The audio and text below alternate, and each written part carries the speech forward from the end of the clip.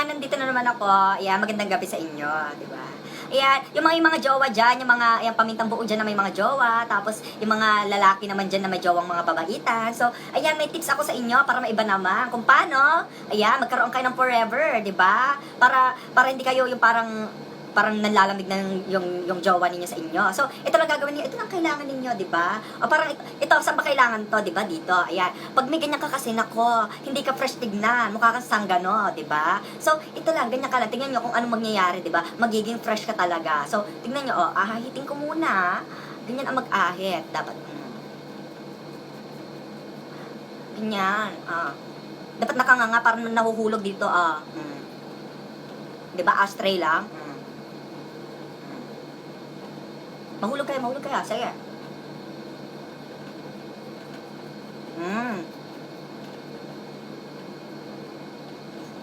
Di ba? Mas maliwalas, di ba? O, so ganyan. Fresh na fresh. Kaya hindi kayo kayo mga pamintang buo, kaya nanlalamig sa inyo yung mga boyfriend nyo. Kasi nga, hindi kayo nagtatanggal ng buhok. Tsaka yung, kayo naman mga lalaki, di ba? Kaya ayaw kayo kasi nga mukha kayong sanggano, nakakatakot, di ba?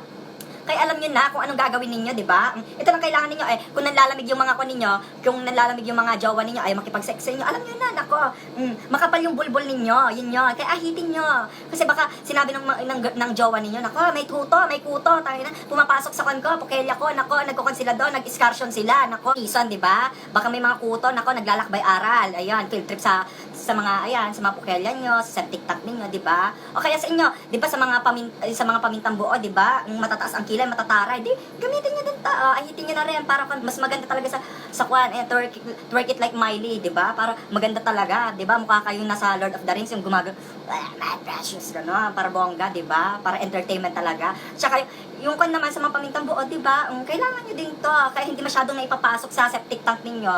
Kasi nga, may nakapalibot na mga taniman, ayan. May mga tanim na mga palay doon sa may kwan ninyo, sa may papaitan ninyo, sa may tumbong, ayan. So, ahitin nyo para hindi masakit. Kaya yun lang ang masasabi ko sa inyo, di ba? Ahit-ahit lang para magtagal. Kasi pag 'di ba nasasaktan ka tapos hindi tapos nakikita ng partner mo nasasaktan ka, edi kwan 'yon. Ayaw ka na niya. Maghahanap yan ng kwan, ng palayan na harvest na. So, bye-bye. O, yun lang. Sorry akong corny.